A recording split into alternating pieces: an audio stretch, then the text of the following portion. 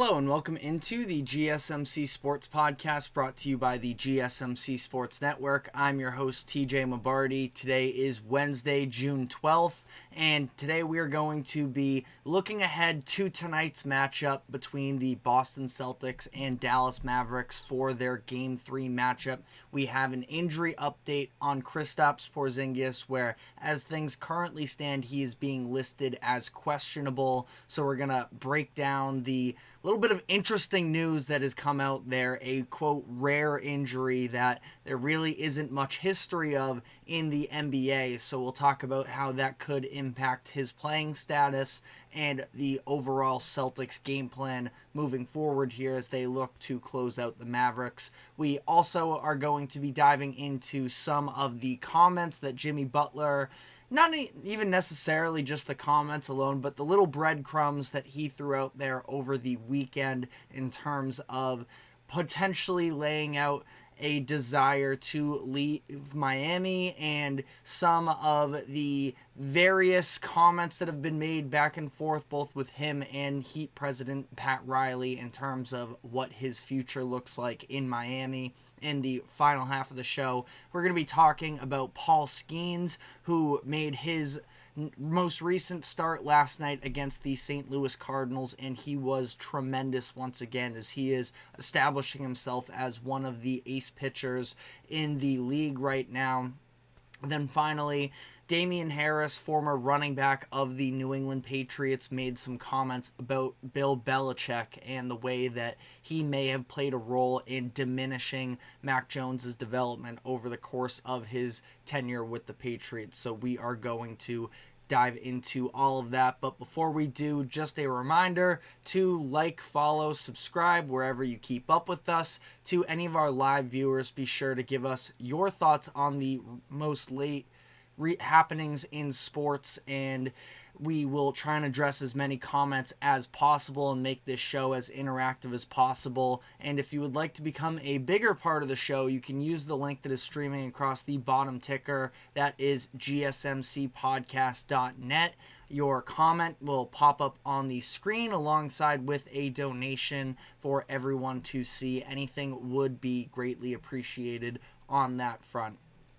The Boston Celtics are currently in a situation here where ultimately a 2-0 series lead against the Dallas Mavericks. It seemed like during Game 2, when they had their really poor shooting performance, that was sort of the main obstacle that they needed to overcome. We sort of knew that eventually the Celtics were going to have a game like that where their three-point shots weren't falling, and it seemed to be they were riding on this high heading into Dallas with a 2-0 series lead, but that was deflated a little bit with Kristaps Porzingis going down with an injury late in that game, and he ultimately left. It was at first said that it wasn't going to be all that much of a concern. Kristaps Porzingis had the quote that he was ready to die on the court if necessary, and since then we have gotten some interesting updates surrounding this injury, where it's being labeled as quote a rare injury.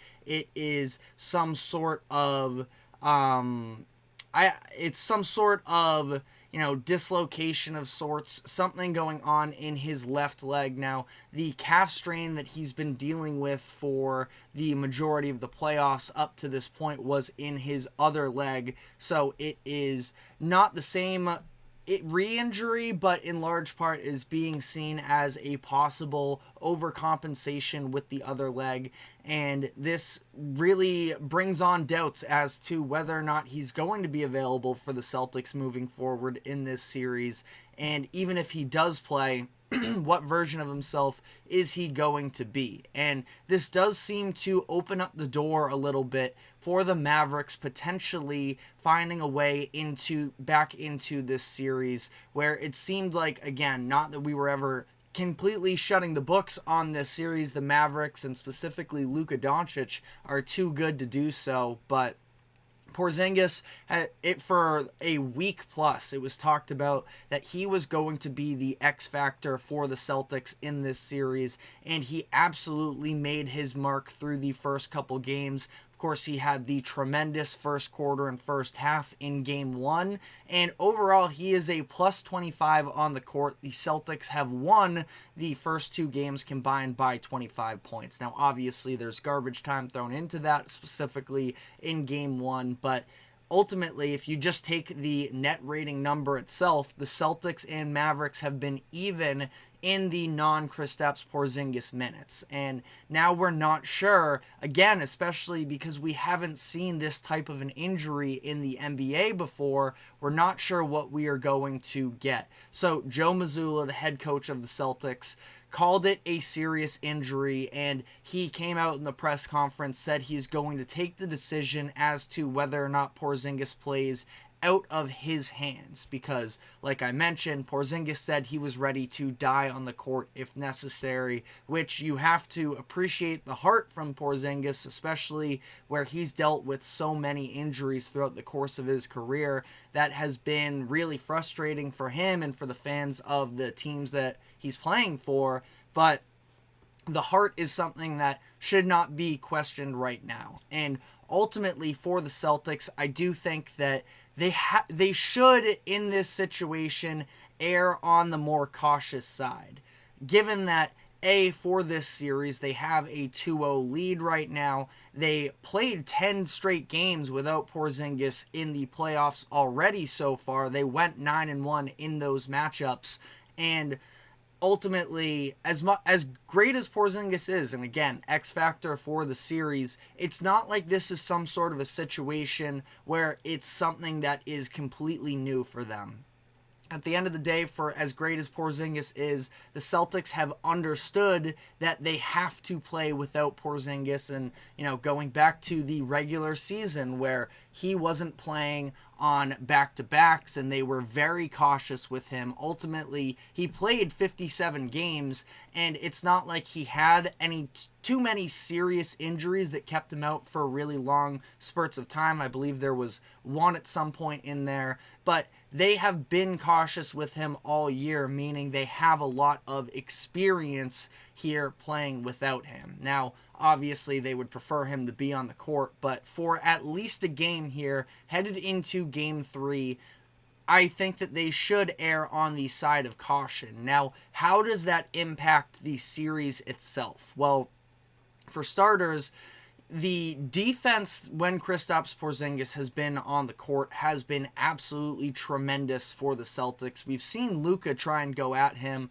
a number of times on these switches, but the length that he has just been a real mismatch for both him and Kyrie Irving, and that's when pulling him out on the perimeter, as well as the fact that he has been able to sort of be a little bit of a roamer. The Celtics are putting him on the weaker shooters for Dallas, and he has been able to instead be able to run around the paint a little bit more, and specifically when Luka and Kyrie try and drive off of these pick and roll situations or when they get a blow by, he has been there to meet both of them and send shots the other way. Of course, we've also seen his impact on the transition game as well. The block that he had against Josh Green in that game one, he's been massively impactful.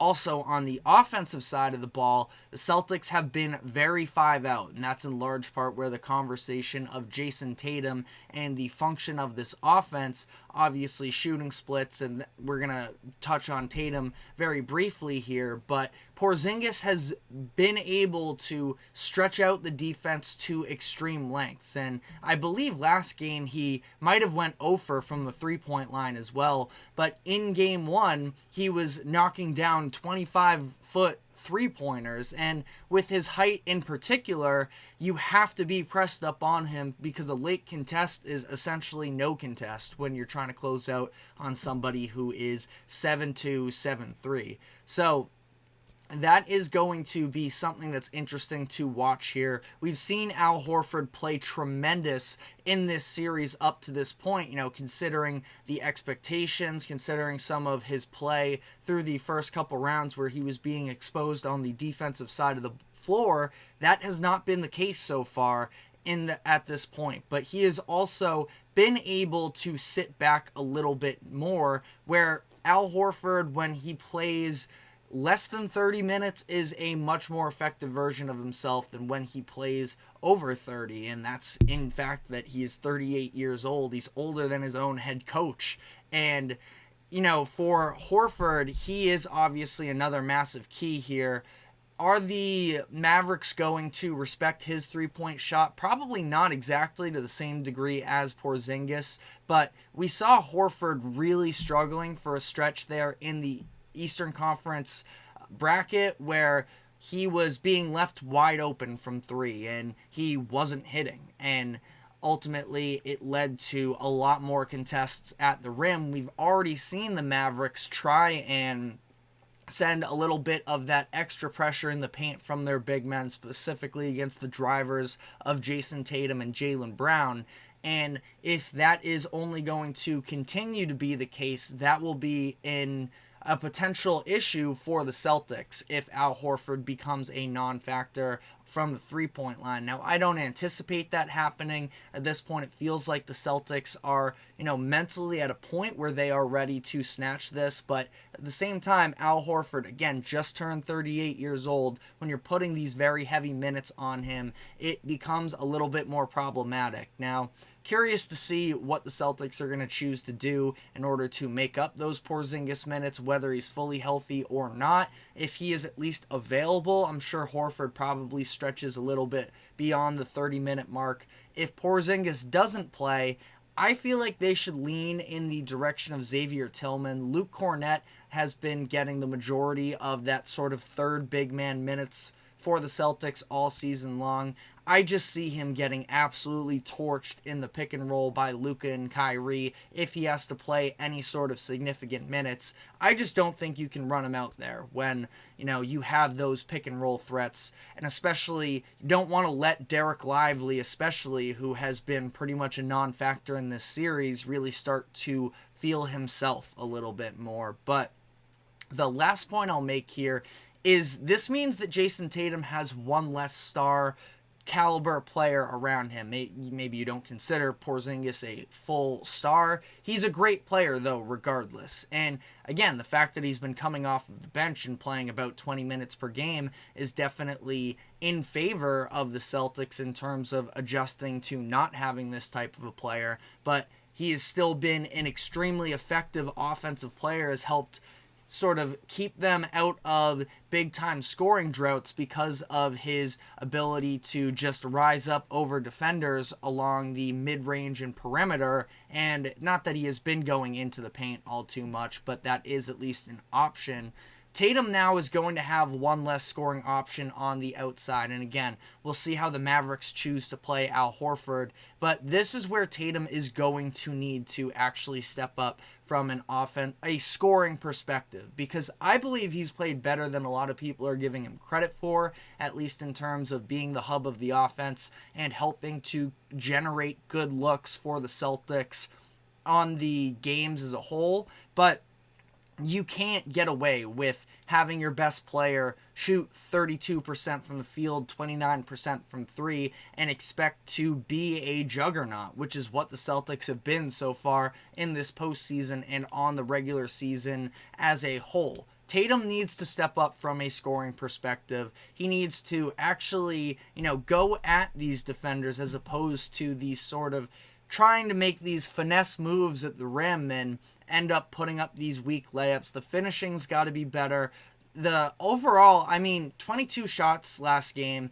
I would say that ultimately, there weren't too many bad takes, but some of them on the perimeter, some of the, especially late in the game when he's doing this thing that we've seen time and time again of waiting far too long during the shot clock to make a move, force himself into a tough shot. He's got to be more decisive, got to be more aggressive when he is looking to score. Ultimately, I think that his approach is something that the Celtics can continue to live off of, but they're going to need better efficiency from him in this game if they're going to win. Now, Vegas thinks that this is the Mavericks game to take, and they thought that even before Kristaps Porzingis was questionable with this injury, where The line ultimately opened up at the Mavericks favored by 1.5 points. Now that has even shifted another point in the direction of the Mavericks. So they are now 2.5-point favorites. We are going to be discussing whether or not that should be the case, whether or not this is a must-win game for the Mavericks, and previewing tonight's matchup. But before we do so, we're going to be taking a quick break. Don't go anywhere. We will be right back. I feel like I'm losing my mind. Is everybody in the world blind? Please, Lord, give me a sign, a sign. I feel like I'm losing my mind. Is everybody in the world blind? Please, Lord, give me a sign, a sign. I wanna be the greatest. Everybody on the fake shit. I look around and feel like everybody is the fakest. I make this every day and I'm impatient, hoping one day I blow up from the basement. Statement, the top is so vacant. I don't hear shit that I think is amazing. Waiting for my day when I'm playing. Sold out shows for 1,000 faces. Hey, give me that clown. Get in my way and to be put down. It ain't your place, all this my town. If I want that shit, then I'll get it right now. I'm losing it, the news that fits. I'm losing shit. A stupid myth. You choose to live or choose to dip. You choose to fight or lose your grip and lose a gift. Oh. I feel like I'm losing my mind. Is everybody in the world blind? Please, Lord, give me a sign, a sign. I feel like I'm losing my mind. Is everybody in the world blind?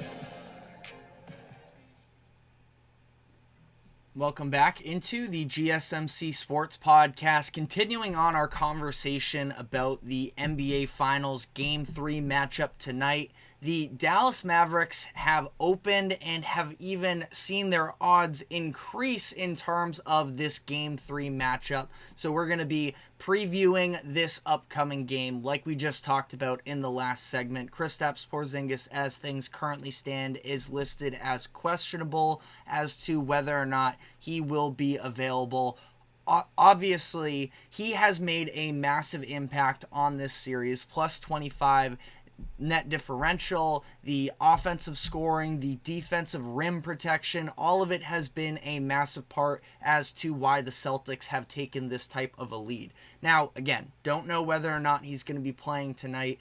Even if he is, we probably won't see heavy minutes for him, probably won't see the exact same version of him. There is a clip of him walking around in the tunnels, and he seems to be pretty healthy, but again, obviously that is a far different conversation as opposed to, sprinting, jumping up and down. And we saw even when he was running the court at the end of that game, after he seemed to tweak his leg, he just did not have the same level of explosiveness. And he's not the number one most explosive athlete necessarily, but at the same time, all of it plays into one another. He can't be a liability on the court in terms of being able to run the floor. So that is sort of what we talked about the other day, that, this Porzingis injury was going to play into the conversation. But even if he doesn't play necessarily, the Mavericks need to be better. There has to be a better level of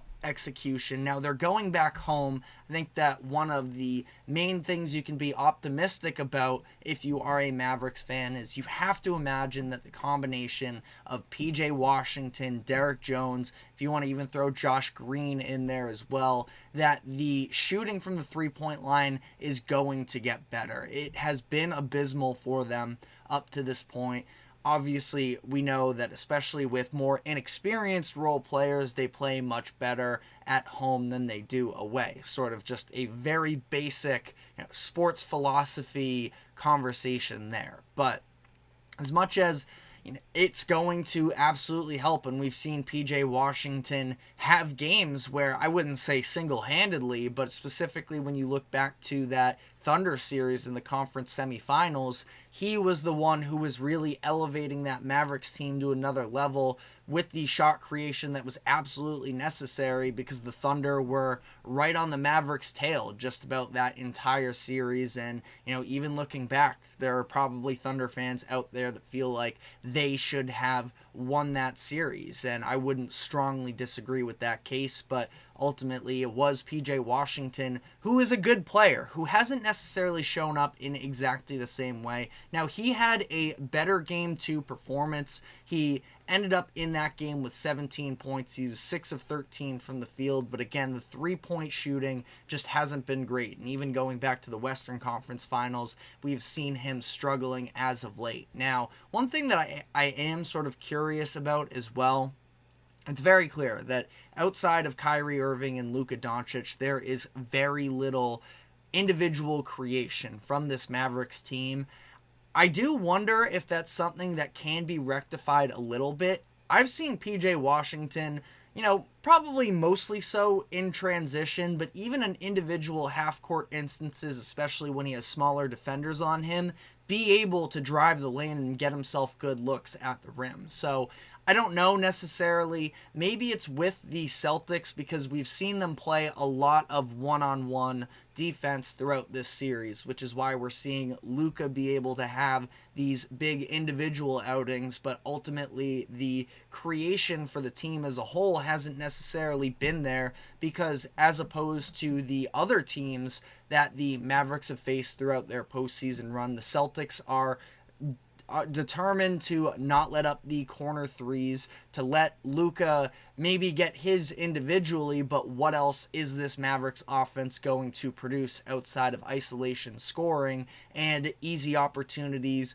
on the lobs in the corner threes? PJ Washington could make a little bit of a difference here, where the Celtics are a switch everything defense traditionally, meaning especially, and we'll see how that plays out if the Celtics do have to go deeper into their bench in terms of throwing in a big man that hasn't played in a couple rounds because Porzingis may not be available. Maybe that's Xavier Tillman, who I think could probably hold up decent for himself. Maybe we see the Celtics go small ball and run Jayson Tatum at the 5. He's already matching up against Dallas's centers for the majority of these games anyways. So ultimately, putting another ball handler on the floor might be something that the Celtics choose to do. But regardless, that means that Dallas should primarily have the size advantage across the board here. And PJ Washington, I wonder if there are matchups specifically against the likes of a Derek White, who is a tremendous all-world defender,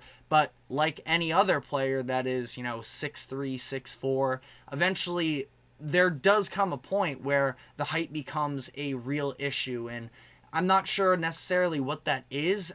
We haven't seen at all, and definitely if you're Jason Kidd, I understand the risks of also trying to, throw out things that we haven't really seen all year, but I'm curious if there is any sort of a PJ Washington post-up game. Now, again, that's something that just sort of a throwaway comment I'm going to put in there. Could be something that could look as well. Again, the drives themselves are what have been successful, but I'm curious if there's a way to integrate PJ Washington into that offense a little bit more. But I've mentioned all of these different names for the Mavericks. Ultimately, it comes down to the execution of Kyrie Irving, because more so in Boston than at home, it's very, very hard for this Mavericks team to win if Kyrie isn't going to be giving a good enough level on the offensive side of the ball. And we've seen him really struggle up to this point with the inefficiency himself. He's also been, I don't want to fully go calling him a turnstile, but point of attack defense has been miserable for the Mavericks up to this point. And that was a little bit of the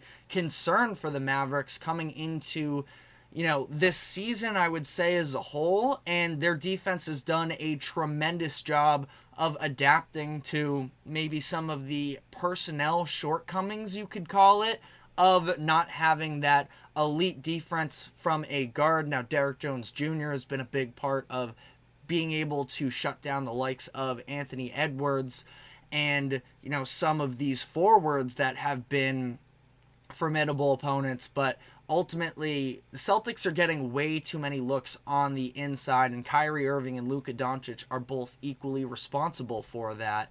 And for at least Luka is being able to go out there and provide that individual scoring. It's not even like he's even set up Kyrie for some opportunities on the perimeter as well, but we see Kyrie currently 0 for 8 from the three-point line in this series. So for him, he needs to step up. Listen, we have been extremely, I don't want to say generous because that makes it sound like Kyrie hasn't earned the respect of the media throughout and the public in general throughout this postseason run. But, we were, again, not me necessarily, but people were calling them the potential best offensive backcourt in NBA history. And now, just 2 games into the series, it is Luka Doncic has no help, which, again, that narrative irks me a little bit, but at the same time, you look at the level of production from what we've gotten in these 2 rounds, Luka has gotten no help offensively.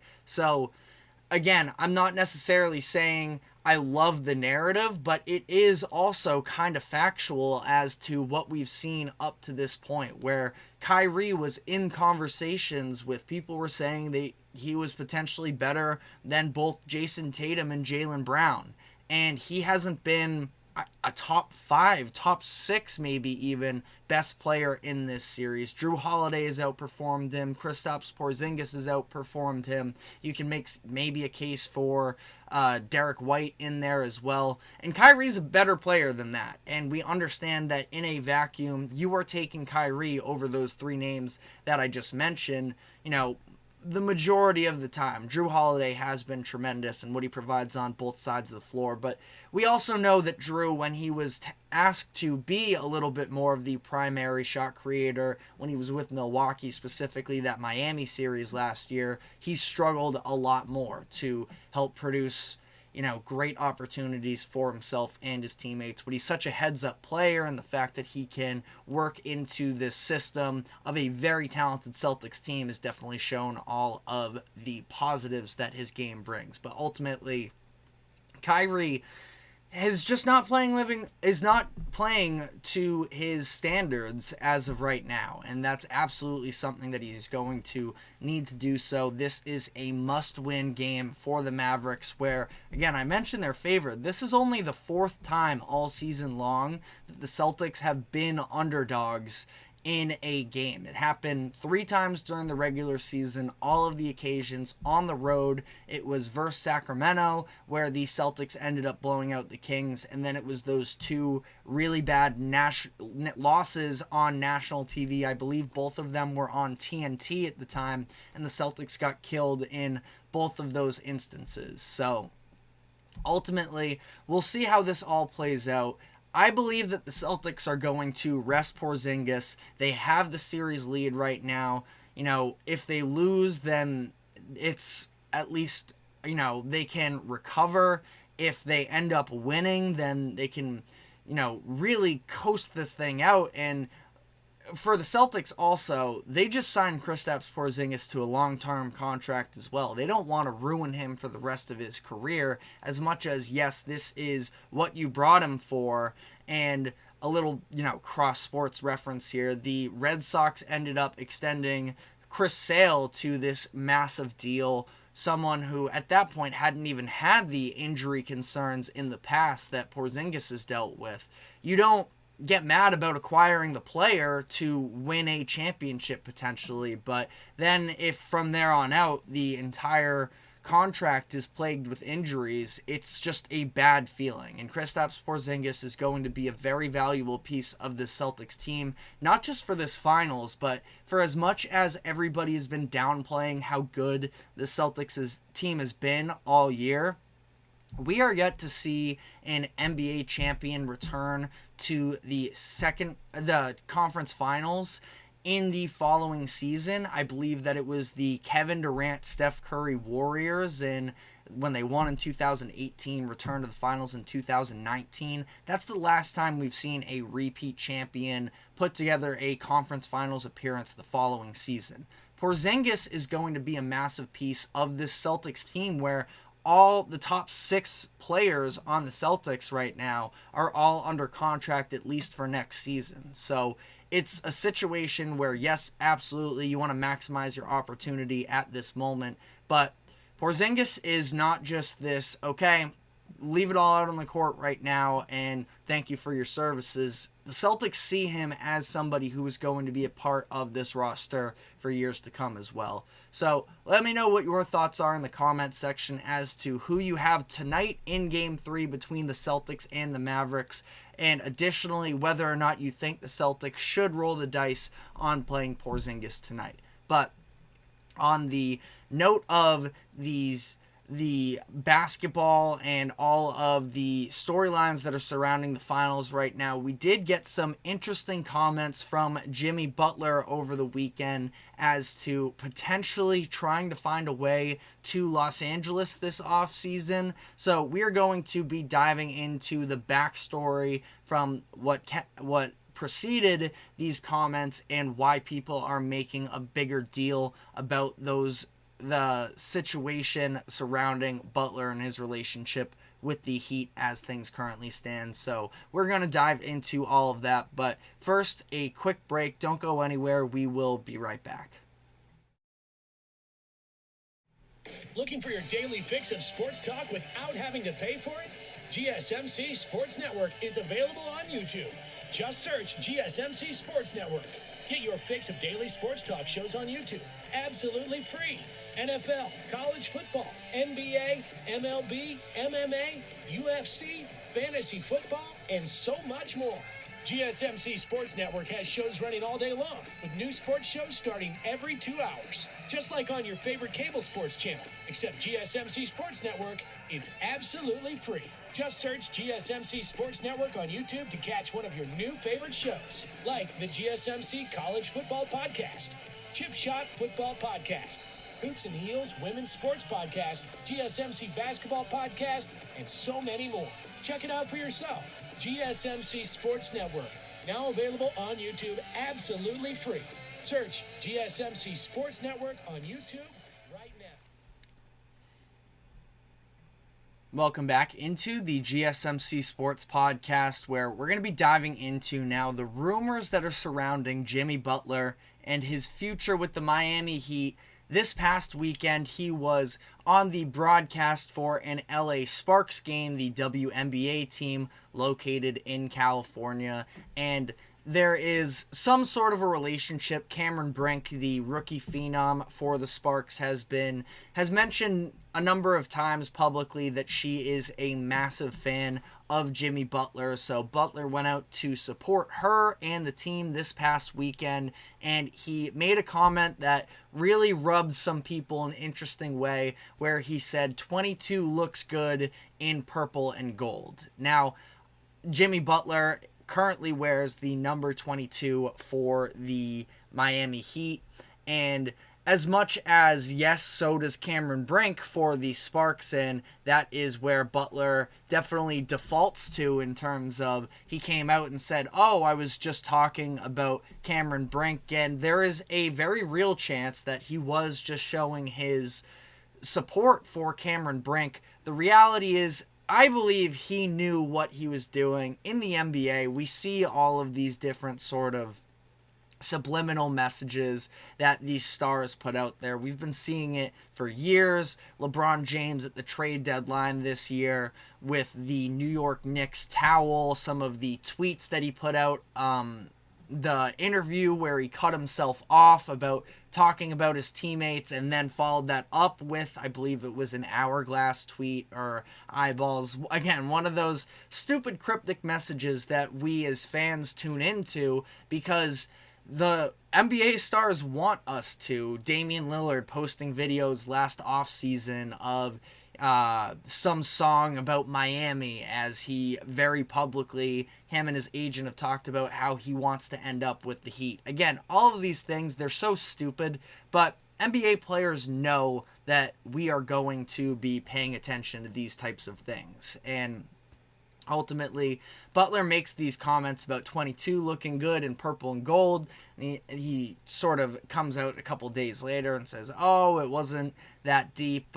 Sorry, LA fans, or whatever along those lines. But we are at least in a situation right now where, for the first time since Butler came to the Heat in 2019, 2020, I should say, that Butler does seem like he could possibly be available, and the Heat might not be fully committed to him, and that is in large part due to the Pat Riley press conference that he gave at the end of the at the end of the season after the team lost in the playoffs. And part of the speech that he gave was about the fact that Jimmy Butler was not available for the Heat in the playoffs. He obviously got hurt in the play-in tournament at the end of the first quarter there, which does also sort of tie into the conversation that Butler has not been very available for this Heat team in the entirety of his tenure in Miami, where he has played in 58, 52, 57, 64, and 60 games. And at least in these past couple years, the Heat have been a play-in tournament team, and ultimately the fact that they had to play this extra game in the play-in tournament, it was a freak injury that occurred where he just sort of got rolled up on, giving a pump fake in transition, and he just ended up getting steamrolled. But that's a game that Pat Riley at least feels like they shouldn't have even been playing in, that they were better than a play-in tournament team, and that in part due to the fact that Jimmy Butler was not very reliable, missed 22 games of the regular season, plus not to mention the fact that he had probably his worst year in Miami up to this point, where he was just 20.8 points per game. We saw his efficiency not necessarily at the same level that we've seen in the past as well. Actually did shoot 49.9 and 41%. So I'm not saying he was bad by any means, but it's this idea of, are the Heat going to continue to be committed to somebody who is sort of just not somebody who has been taking the regular season very seriously? And again, to some degree, when you talk about Butler and he comes out and says that he cares more about the postseason than he does the regular season and the accolades that come with that, it sounds nice until you have to be an 8 seed in the playoffs, play the number 1 team in the NBA in the first round, and then let alone the fact that he ends up getting injured. And Butler has 2 seasons left on his contract. He's going to be paid $48.8 million this upcoming season, and then he has a player option ahead of 2025-26. So Butler, I would have to imagine one way or another is going to get paid, whether it is by one of these contenders and maybe at a discounted price, or if we're talking one of these, young up and coming teams, who knows, maybe in Orlando. I'm gonna keep, digging myself deeper into this hole around the Detroit Pistons, who definitely feel like they are years away, but I do believe in some of the talent that they have on their roster. But again, sort of circling back here to the idea of the Lakers, and would they be willing to make a move for Jimmy Butler in this instance? Ultimately, I think that Butler was just making a comment like that, as much as I'm sure he would like to play for a championship competitive team, to one where he feels like he has more star power around him than he currently has in Miami. The logistics of making this work, again at $48.8 million, does feel a little bit abstract to me, and this is why I don't believe the Lakers are going to be able to get Jimmy Butler this offseason. The Heat would probably ask for a deal in return as well that is probably over what the Lakers are going to be willing to spend. Now, we'll see obviously how the LeBron James free agency situation ends up playing out. I ultimately think he returns to LA for another season, but with all of this, coming into place here, it does seem like we are potentially headed to a splitting up of the Heat and Jimmy Butler, where honestly, for the Heat, I know that there isn't star power necessarily on the rest of that roster, but maybe it's this idea of Heat culture, but more so just having Eric Spoelstra in the building, and whatever the Heat do, whether it's Spoelstra, whether it's Riley, whether it's just the overall staff of these developmental projects, and being able to turn these lesser known players into legitimate guys for their team, that I don't really ever see the Heat, especially when they have a backbone of a all NBA. I don't believe he's made one yet, but Bam Adebayo being, in the realm of an all NBA talent that can provide a backbone for you, where he has not made an all NBA team yet, but a 5-time all defensive player. He's been a 3-time All-Star, including each of the past 2 years, and he's still got a lot of his prime ahead of him, where he's been extremely reliable for them, sort of unlike Butler in that sense, and he has continued to show growths in his game, I would say, at least, where he has expanded his range at least a little bit in the mid-range. Just an extremely heads-up player as well, in terms of, again, making those types of plays that don't necessarily come up on the stat sheet. All of it is just a very interesting conversation, but having him, and again, trusting in what the Heat have from an organizational standpoint, I don't see them ever rebuilding, but could they potentially look to move Jimmy Butler and try and sort of supplement the rest? How much worse than an 8 seed would they really get? And obviously, I know Jimmy Butler raises their ceiling a tremendous amount, but if you're talking about being able to go out and get assets for him, it's something that I'm at least curious in. Now, my prediction is that Jimmy Butler is back with the Heat for next season, and he ends up walking in free agency in headed into the 2025-26 season. But let me know your thoughts in the comment section as to what Jimmy Butler should look to do and what the Miami Heat should look to do. But we're going to be taking our next break here, and when we come back on the other side, we saw another standout performance from pitching phenom Paul Skeens as he continues to light the MLB on fire coming up in his rookie season. We're going to dive into his masterful performance last night against the St. Louis Cardinals. Stick with us. We will be right back.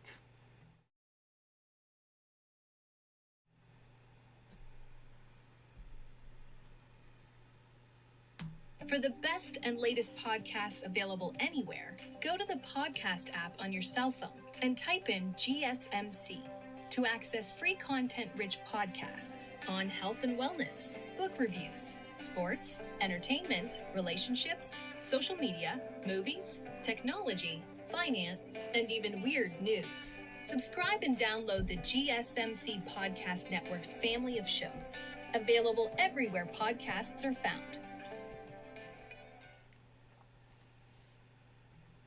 Welcome back into the GSMC Sports Podcast, as now we're going to be shifting gears to the MLB, where we saw Paul Skeens with yet another tremendous performance last night as the Pirates faced off against the St. Louis Cardinals. We got a little bit of an unexpected pitcher's duel, where on the other side, Miles Mikolas ended up putting together a really good line for himself as well.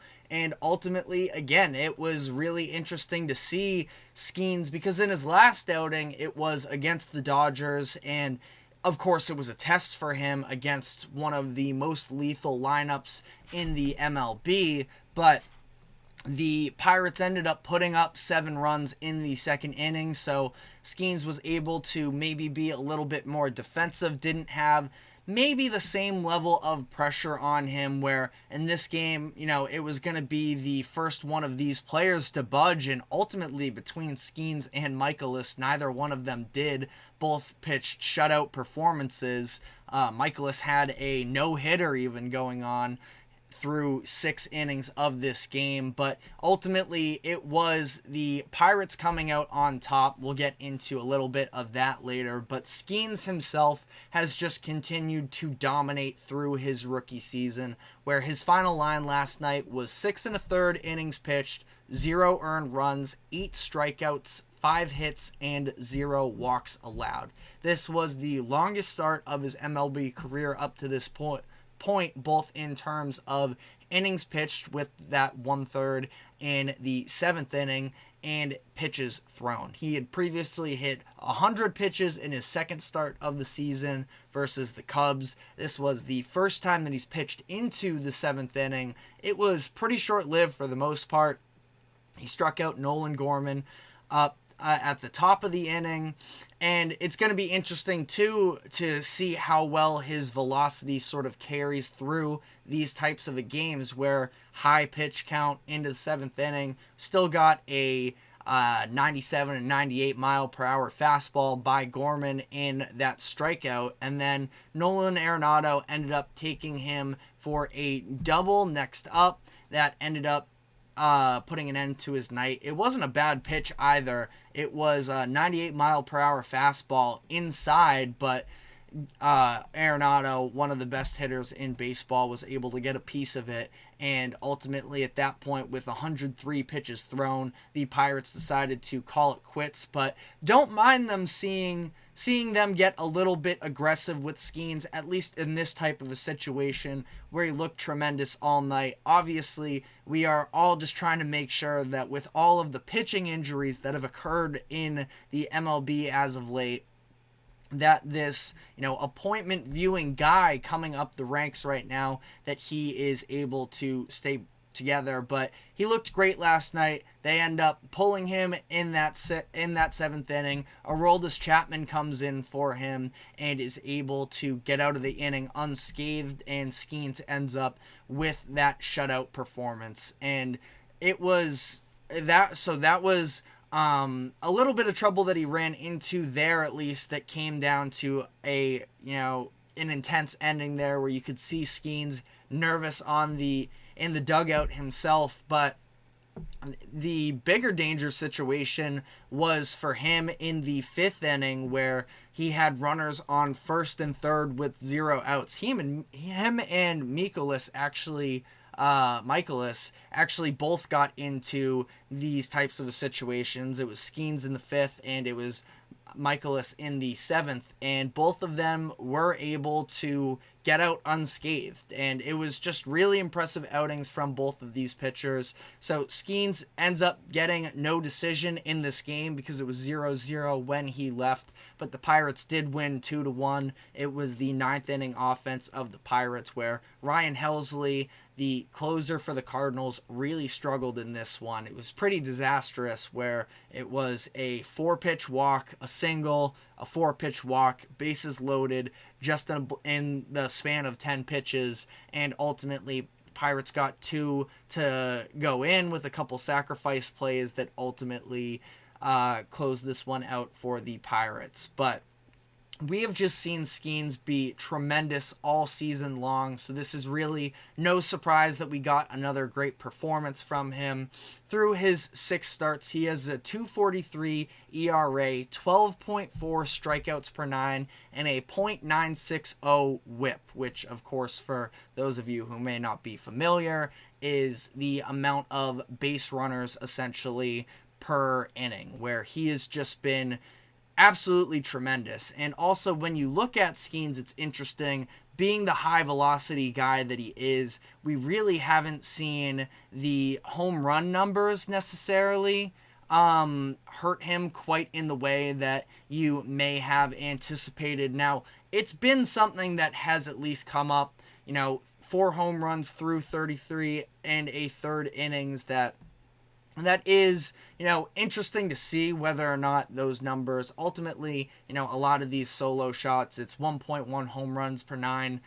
I think that that's something that he would definitely like to reduce at some point. He's still working in these off-speed pitches as well. When he got, we had seen him as well with the off-speed get hit maybe a little bit harder at times. That's something that he is trying to work into his game still. But obviously, when you talk about Paul Skeens, you were talking about the velocity with him, where Sarah Langs put out a tweet last night that for Skeens, he has pitched 60 pitches 100 miles per hour or greater so far this season, which is the most in the MLB through just his 6 starts. The second most 100 mile per hour pitches thrown by an individual player is Jose Soriano, who has done so 33 times. And Soriano has started 11 games, appeared in 13 total games, pitched 64 and third innings, which is 31 more innings than Skeens has thrown up to this point, and he has almost doubled Soriano in this little bit of an arbitrary stat, but obviously that's what makes Skeens so exciting, is the numbers just absolutely pop with him, and he's been doing it the entire time so far. So that does lead to the question of, will his body be able to hold up with being this extremely high velocity player throughout the entirety of his career? Like I mentioned, the pitching injuries are basically at an all-time high in the MLB right now, and it's pretty much the number one thing that we are concerned about when we look at the different factors that play in. Velocity is something that has been very heavily linked to this increase in injuries. And Skeens, who is just 22 years old and still isn't, fully developed physically as a person, that he is pushing the limits of what the human body can do. And he's doing so, with extreme velocity, and he has been a very high usage player even going back to LSU, where you look, 5 of his last 6 starts of his college career were all 100 pitches. In the College Baseball World Series, where he was one of the main reasons LSU was able to go on and win the national championship, and every single one of those starts he threw over 100 pitches, and in 3 of the 4 starts he threw over 120 pitches, all while still continuing this high velocity arsenal as well. So it's something to consider. At least ultimately, I feel like the Pirates are in a really good position right now, where they're in the mix in terms of the division and potentially being in the wild card. They're 6.5 games back of the Brewers, who are a team that don't feel like this untouchable monster in the NL Central. They are neck and neck right now for the last wild card position as well, despite the fact that they are sub 500. But they have all this promise, and they're in the mix, and they can be competitive, but ultimately it doesn't feel like they are a true contender just yet, which is almost the best possible position for Skeens to be in, where he's playing meaningful baseball, but at the same time, the Pirates, and this is where it's going to be on the organization to make sure that you take care of your guy, that ultimately they don't overtax Skeens and end up running into trouble there. There is no reason to rush him into anything. And obviously, there are conversations being had right now, and I know that a lot of baseball fans are defensive of it, and we are, I would say, as sports fans, a lot of the times we are a little bit hesitant to, give out these big titles and such, but Skeens has at least pitched like one of the best pitchers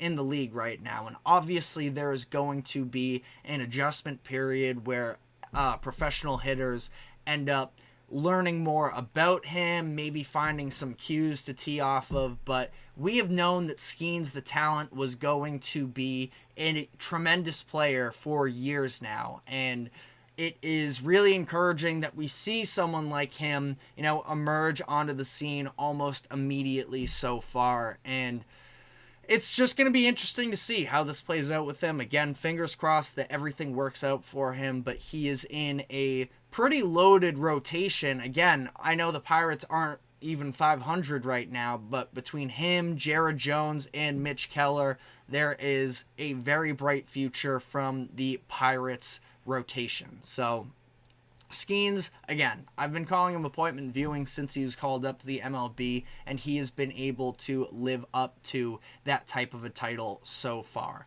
But we are going to be taking our final break of the show here, and when we come back on the other side, there were some comments made from former Patriots running back Damian Harris regarding Bill Belichick and how he may have hurt Mac Jones throughout the development process of the former first round pick. So we are going to be diving into what Harris said and whether or not he was justified in his comments. But first, our final break. Don't go anywhere. We will be right back.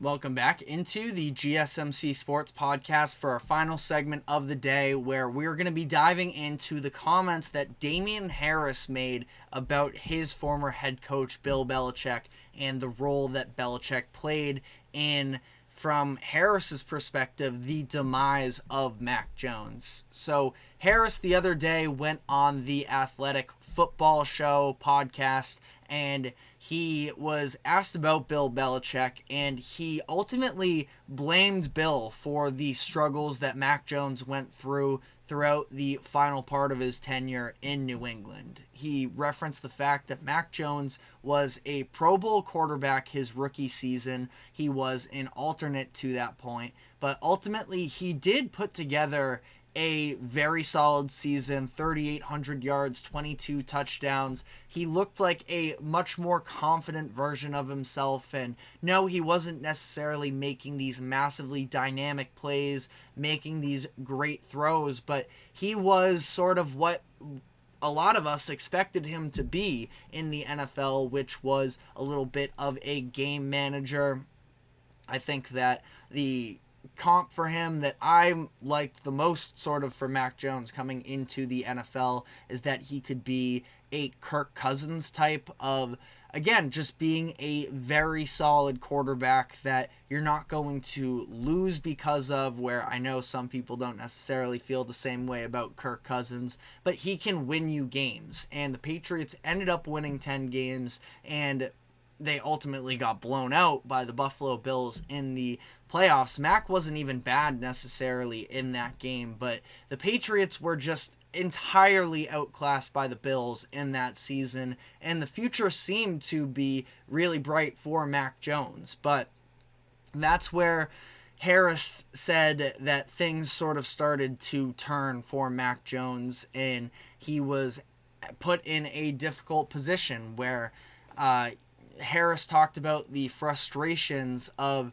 Belichick hiring Matt Patricia as the replacement offensive coordinator after Josh McDaniels left that offseason to take the head coach job for the Raiders, and that inexperience, it was sort of mind-boggling to everybody really at the time, of bringing in somebody who just isn't an offensive mind at all and putting him in that position. And it felt like it was because of the familiar face for Belichick, where we saw, especially at the end of his tenure as a head coach and general manager, in New England that he really preferred to surround himself with familiar faces and people that he has worked with in the past, and that's what he did, bringing in Joe Judge and Matt Patricia. And from there, things got really ugly for the Patriots. And from Harris's perspective,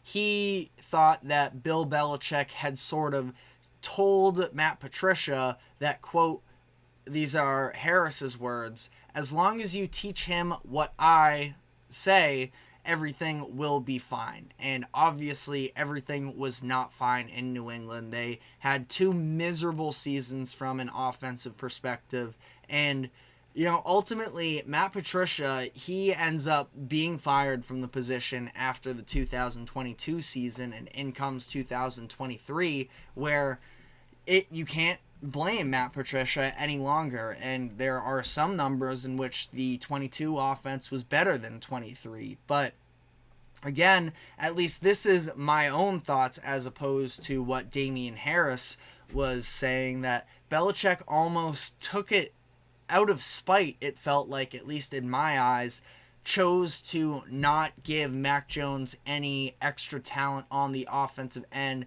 Mac was almost rebellious, outspoken against the situation that he was put into, specifically from a coaching perspective.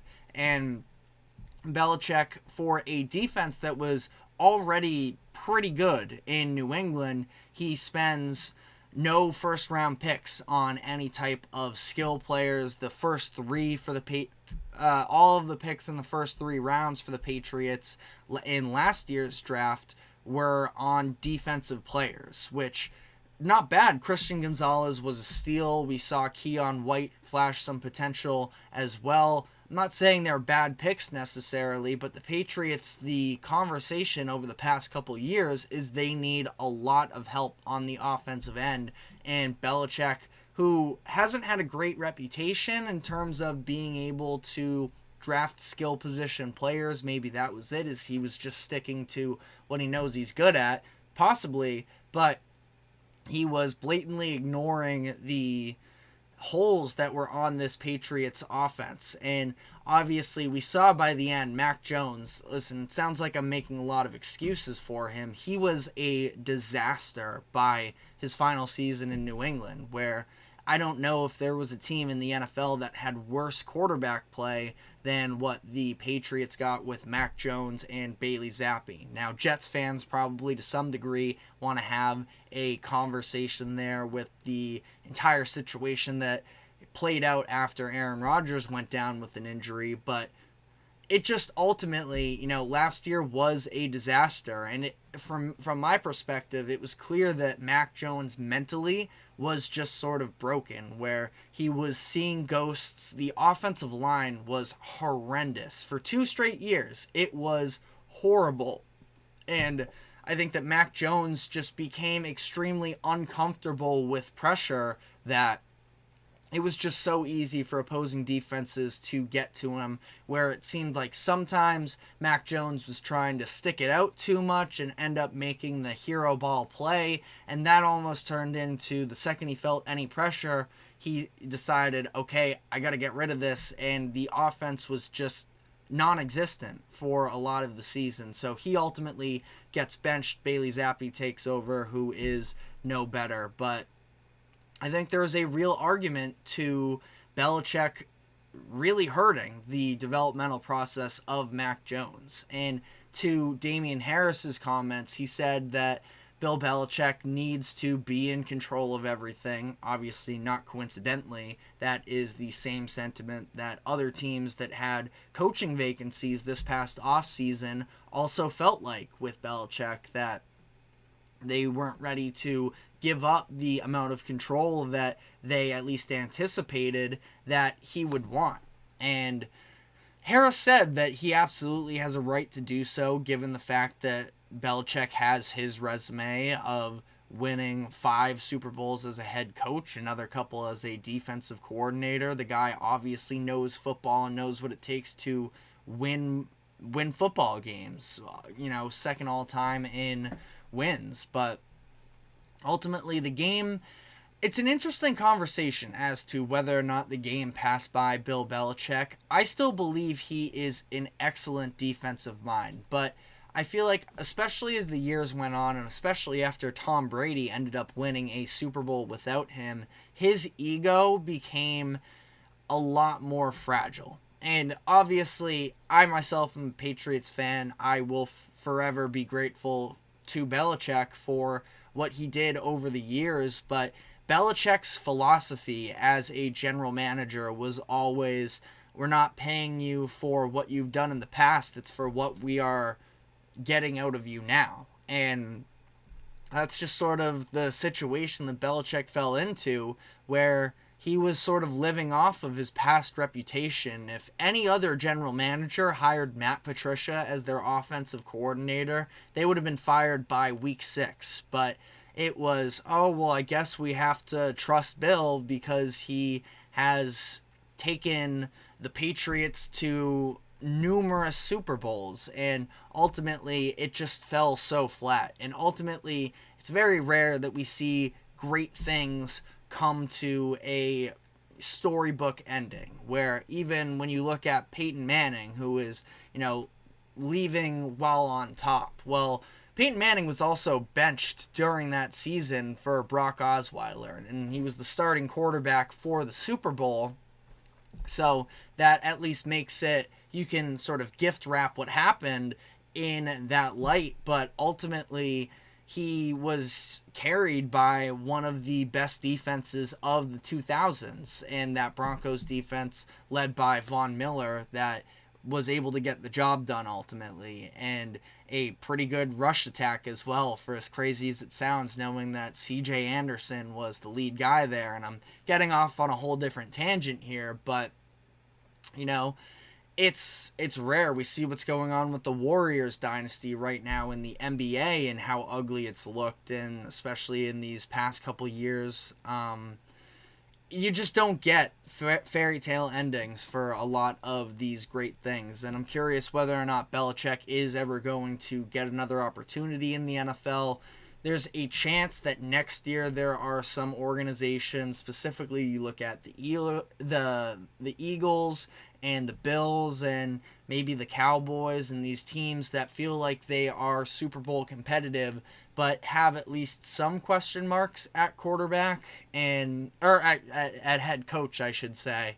And ultimately, I think it might be the end for Belichick already, after going unsigned this offseason. Now, maybe again, if you are one of these other teams that feel like you are right on the doorstep of winning, your head coach is the one thing that's holding you back, sign Belichick for 2-3 years and call it quits from there. But I don't know necessarily. It is seeming like it's the end of Belichick, and again, you have to appreciate the career that he put together, and even still, to this situation of what went down with Mac Jones. I mean, Mac Jones just was not good enough. But when you look at the way that Belichick treated this situation with Mac, it's hard to imagine that he's going to be somebody you can trust to develop young talent like that, especially at the quarterback position, after growing maybe a little bit of a mental callus with Tom Brady, who could do everything he needed of him, and there wasn't really necessarily too much of a coaching need from that perspective, especially in the latter part of Brady's tenure with the Patriots. But let me know what your thoughts are in the comments section. That is all we have time for today. Thank you very much for tuning into the GSMC Sports Podcast. Thank you to the GSMC Sports Network for allowing us to host this show. Remember to like, follow, subscribe wherever you keep up with us. Be sure to check us out on social media as well for more exclusive short content. We are live here on the GSMC Sports Podcast every 2 to 3 p.m. Eastern. So we will be back tomorrow with some reactions from the Game 3 matchup tonight. Have a great day. We will see you tomorrow. Take care.